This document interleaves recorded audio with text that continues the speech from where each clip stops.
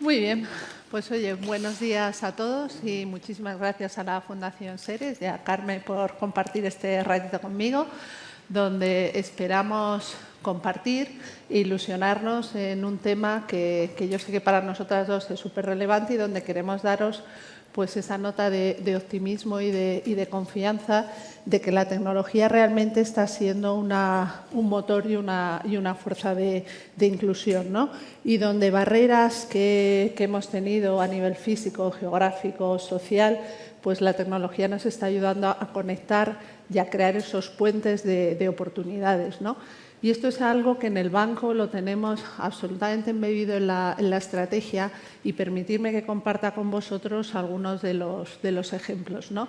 Ejemplos, por ejemplo, de inclusión financiera, como es la posibilidad a un montón de mujeres en Latinoamérica a través de la iniciativa de Prospera o de Tú y Yo para acceder a cuentas o acceder a microcréditos, o la iniciativa que me imagino que conoceréis de Cash Correos, para que en aquellos pueblos y geografías de España donde no tenemos oficina bancaria se pueda tener acceso a la retirada y a ingresar dinero, y eso te permite hacer una inclusión geográfica muy relevante, pero no solo pensando en temas de inclusión financiera, también pensando en temas de educación. Sabéis, conocéis el compromiso del banco con la educación, con las universidades, y me gusta compartiros el programa de Santander Open Academy, que es un programa orientado no solo a formación de capacidades digitales, sino también a otras capacidades profesionales, y donde apostamos para clientes y no clientes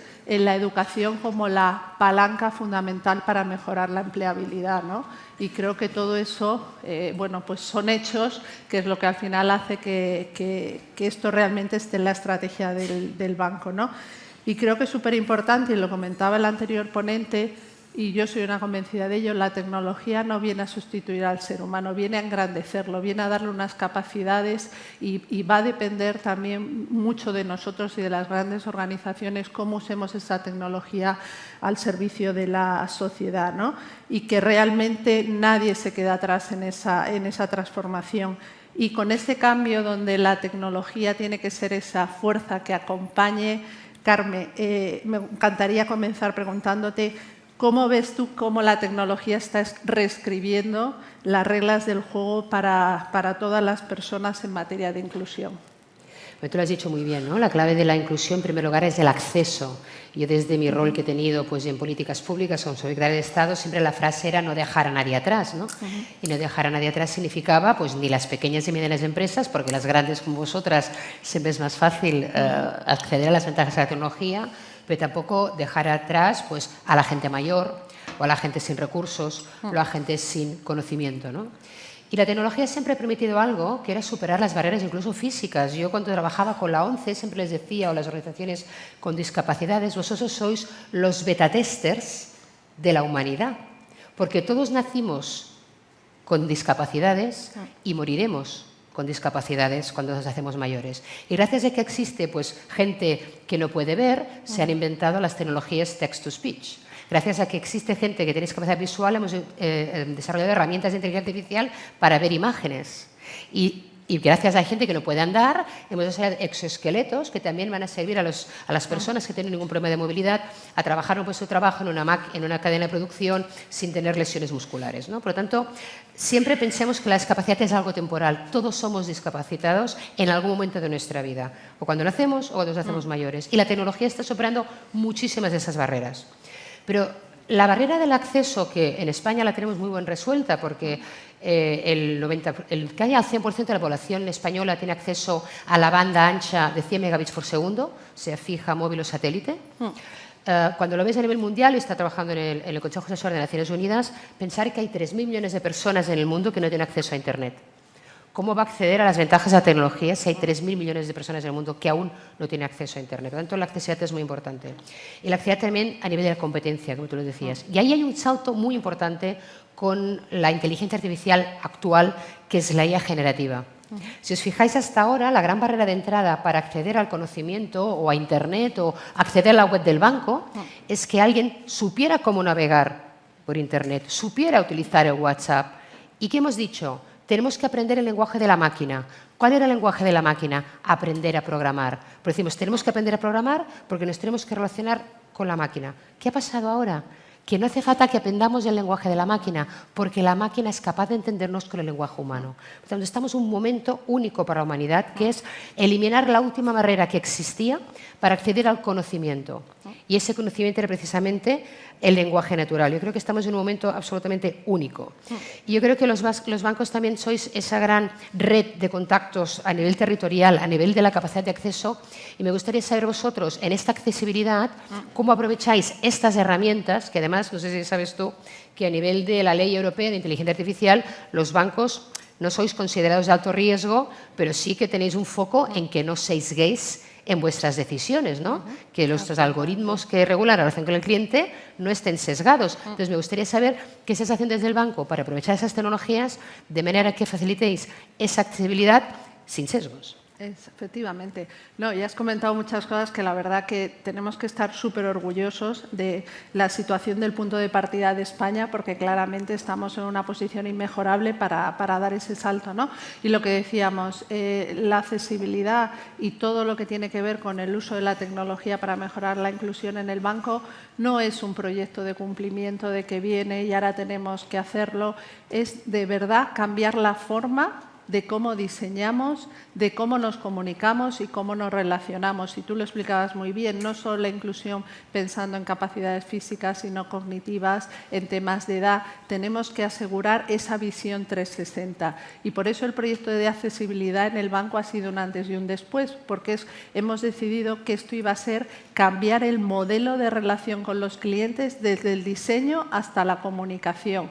Y para eso hemos formado a más de 600 personas en qué significa accesibilidad, lenguaje inclusivo, y lo hemos hecho como yo creo que hay que hacer las cosas, aprendiendo, haciendo. Entonces, todo el trabajo que se ha hecho estos últimos años para que todos los canales del banco, me da igual que sean las apps, las webs, los TPVs, los cajeros, el contact center, tengan capacidades tecnológicas que permitan esa inclusión. Tú lo decías muy bien, pues capacidades auditivas para agentes con discapacidad visual en las apps, el speech to text en los cajeros, el lenguaje de signos para gente con discapacidad auditiva en las oficinas. Pero todo eso tiene que ser un cambio de paradigma que ha venido para quedarse. No es el tic de box, ya soy accesible y esto se acabó. No, esto tiene que formar parte del ciclo de vida de cómo diseñamos, cómo construimos y cómo operamos las herramientas de relación con nuestros clientes, ¿no? Y por eso es tan importante, y Santander ha sido la primera entidad financiera española que se ha creado la Oficina Técnica de Accesibilidad, junto con Ilinio Accesibilidad, y el rol de esa oficina es súper importante porque es la oficina que acompaña a todo el banco en todo ese proceso, en el diagnóstico de entender qué es ser accesible para un producto, para un servicio, en toda esa labor de innovación y en toda la labor de formación, ¿no? Y creo que eso es un cambio de verdad de cómo el banco trabaja y cómo piensa y cómo lo ha incorporado desde el diseño. Y creo que ese para mí ha sido la verdadera transformación que ha realizado el banco en ese sentido, ¿no? Y que al final es tecnología con propósito, como a mí me gusta decir, ¿no? Llevo toda la vida trabajando en esto, pero siempre el para qué hacemos las cosas creo que es la clave, ¿no? Y juntando esa idea de, bueno, y también creo que es importante, otro hito este año, es que hemos sido también el primer banco certificado AENOR con el compromiso 360 con la accesibilidad, ¿no? Y que demuestra que realmente hay ese compromiso.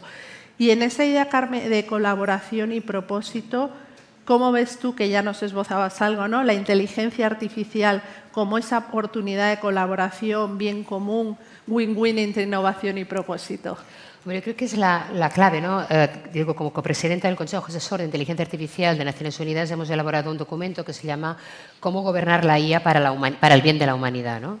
Y realmente yo soy una firme convencida que la inteligencia artificial puede ayudar a avanzar en el ser humano en cosas donde tradicionalmente lo hemos hecho muy mal, ¿no? En el acceso al conocimiento, a la educación de manera masiva, en lo que es la mejora, por supuesto, de temas tan claves como puede ser la accesibilidad a la sanidad, a las terapias personalizadas, a la mayor parte de los objetivos de desarrollo sostenible. sostenible. Es decir, toda la inteligencia humana solo ha conseguido que hayamos conseguido un 20% de los objetivos del 2030. Quizá ayudándonos con la IA lo haremos un poco mejor, ¿no? Sobre todo el acceso al conocimiento científico y al avance científico, como lo estamos viendo, sobre todo después que se libera pues, un algoritmo como AlphaFold que permite por primera vez descubrir cómo se pliegan las proteínas y pues, darle un premio Nobel a un algoritmo, premio Nobel de Química el año pasado, ¿no? Por tanto, estamos ante una gran oportunidad de la tecnología, pero esa oportunidad no se puede capturar si no gobernamos esa tecnología, si no podemos controlar la seguridad, el impacto de los derechos fundamentales y algo muy importante que lo anunciaba también antes, la mesa anterior,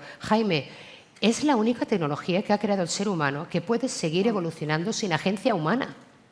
Y la clave es cómo mantenemos al ser humano en el centro.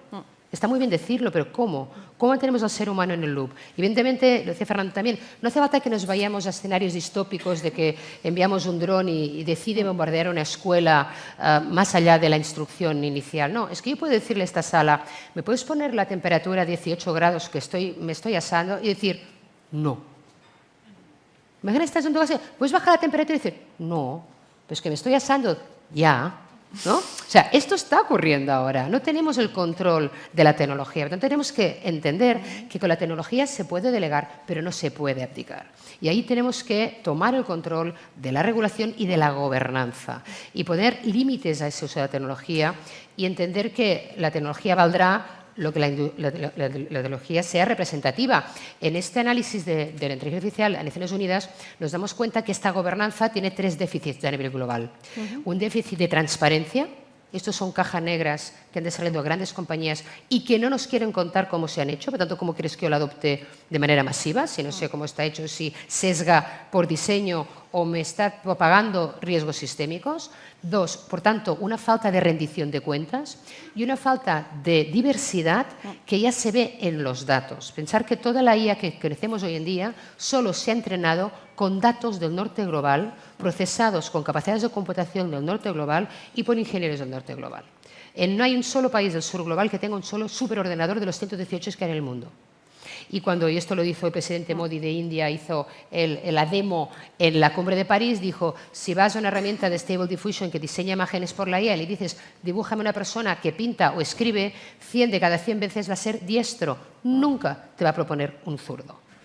Pues imagínate si este sesgo ya existe, ¿cómo no va a existir un sesgo de género, un sesgo cultural, un sesgo ideológico, un sesgo de incluso ético, ¿no? Porque la ética es subjetiva. Por tanto, es muy importante que entendamos que la clave del acceso es la diversidad de datos, la diversidad de inteligencias, la diversidad de orígenes y de destinos.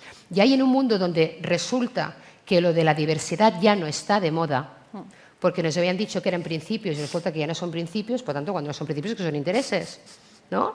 Pregunto a ti, sí. ¿sigue siendo la diversidad, está de moda en el Santander?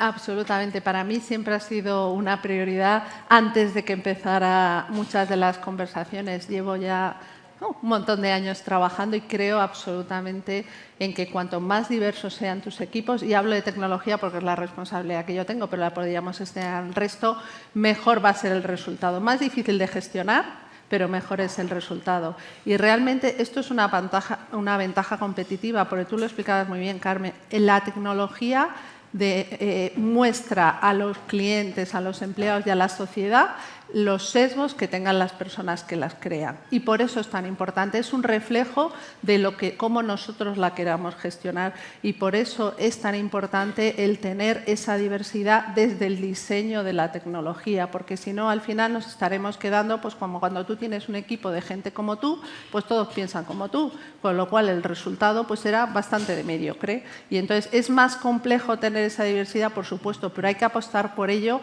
porque realmente es una ventaja competitiva. Entonces, desde el área que yo lidero, pues darnos 2 o 3 pinceladas de cosas en las que, bueno, pues a mí me da mucha pena que hoy en día haya menos mujeres estudiando ingeniería que cuando yo estudié hace 30 años. No tiene ningún sentido cuando la tecnología está en su mejor momento. Esto no va a obligar a nadie, esto va de que se tomen decisiones con información.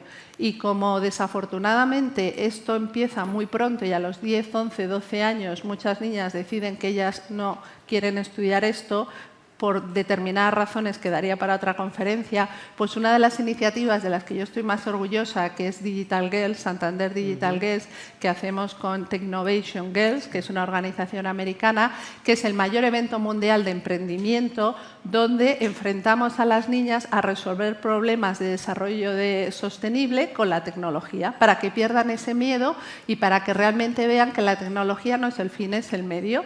Entonces, llevamos ya 3 años, el año pasado tuvimos 350 niñas, esperamos tener muchas más y no solo va de perder el miedo y de ver que realmente es una oportunidad muy buena para, bueno, pues para poder contribuir a cambiar el mundo, ¿no? Sino que realmente también rompe muchos de esos sesgos que tú decías, ¿no? Y luego, y no solo pensando en temas de género, también yo creo que es muy importante el acercar la formación tecnológica a todos los perfiles. Necesitamos democratizar y que todo el mundo entienda tecnología. Yo tuve que entender finanzas hace 30 años para tener una carrera. Hoy en día todo el mundo tiene que entender tecnología. Además, la buena noticia, como decía Carmen, que las barreras de entrada para usarla están bajando, ¿no?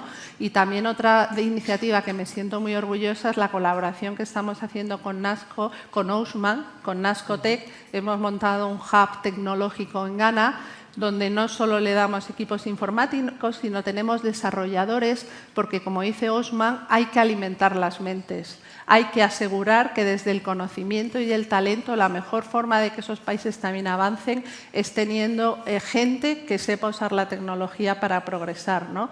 Con lo cual, bueno, cuando tú vas sumando todas esas partes es donde realmente te puedes ir acercando a lo que a mí me gusta decir de una tecnología que refleja los valores realmente de quienes la crean, ¿no? Para mí esa es la clave y hay que hacerlo con impacto real, ¿no?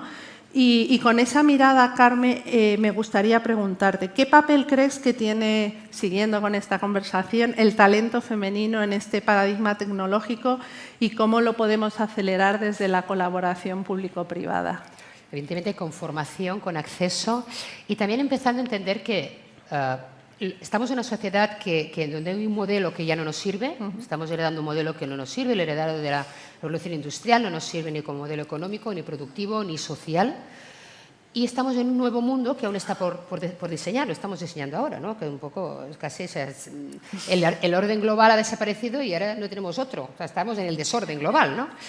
Y yo creo que en esta generación que somos nosotros somos una generación de transición entre un modelo obsoleto y uno que aún está por diseñar. Y es muy importante lo que hagamos ahora, ¿no? En este modelo que está por diseñar, yo creo que es un modelo en la sociedad que estamos viviendo con unos problemas tan complejos que las soluciones no son simples. Quien te da soluciones simples a problemas complejos se llama populismo. Y por eso estamos en los auges de los populismos. Porque los problemas complejos requieren soluciones complejas. Y las soluciones complejas requieren múltiples inteligencias. Y la mujer, evidentemente, no debe estar, que es el 51% de la sociedad, fuera de este margen. Pero tenemos que empezar a ver a las mujeres, los jóvenes, no como consumidores. Las mujeres siempre nos han visto de consumidores de tecnología. Tenemos que empezar a generar la nueva generación de creadores de tecnología, con pensamiento crítico. Y tenemos que ayudar a diseñar, a ayudar a estas herramientas para que las puedan utilizar a desarrollar aplicaciones finales en los ámbitos de conocimiento. A mí me preocupa algo que se ha dicho soslayadamente, que es el impacto de la IA en el futuro del trabajo, que normalmente la simplificamos bastante, ¿no? Nos ponemos reduccionistas, o es la eliminación, o es no, los que saben IA sustituirán a los que no saben IA. Sí, a la vez.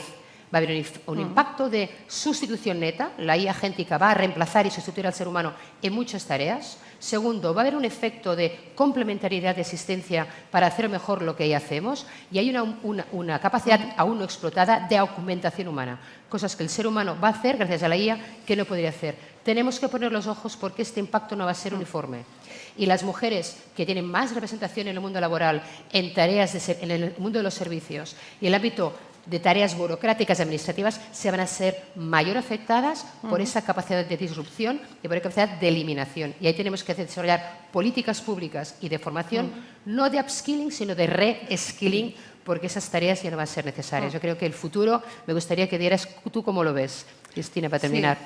Bueno, pues yo soy una optimista nata y entonces yo creo mucho en efectivamente que utilizando la nueva tecnología, y coincido completamente, Carmen, con todo lo que has dicho, sin perder evidentemente todos los principios de seguridad, de la ética, del uso correcto, tenemos una oportunidad por delante magnífica. Y yo, por ejemplo, ¿cómo lo estamos viviendo en el banco? Por supuesto que necesitas tecnólogos, que necesitas ingenieros de datos, pero la verdadera revolución se está produciendo en partes de la organización que sería impensable, como el área legal.